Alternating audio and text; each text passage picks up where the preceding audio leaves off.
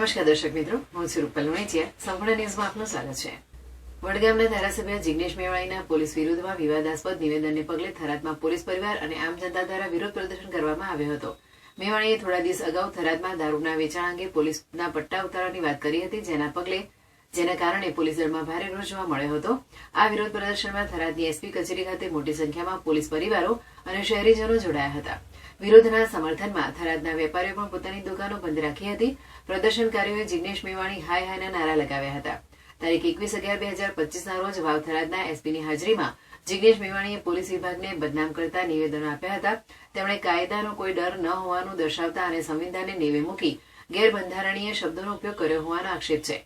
મેવાણીએ પોલીસના પટ્ટા અને ટોપી ઉતરાવી દેવાની ધમકી આપી હતી અને પોલીસને ચરિત્રહીન ગણાવી હતી. આ નિવેદનો શિવનગરના રહીશો સાથે થરાદમાં દારૂ અને ડ્રગ્સના મામલે આક્રમક રજૂઆત દરમિયાન કરવામાં આવ્યા હતા.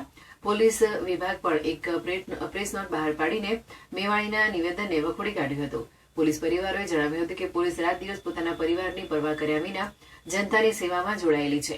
આવા નિવેદનોથી પોલીસ અને તેમના પરિવારના સભ્યોના સ્વમાનને ઠેસ પહોંચે છે. પોલીસ પરિવારોએ આ પ્રકારના ગેરબંધારણીય અને પાયાવિહોણા આક્ષેપોથી તેમની લાગણી દુભાઈ હોવાનું જણાવ્યું હતું.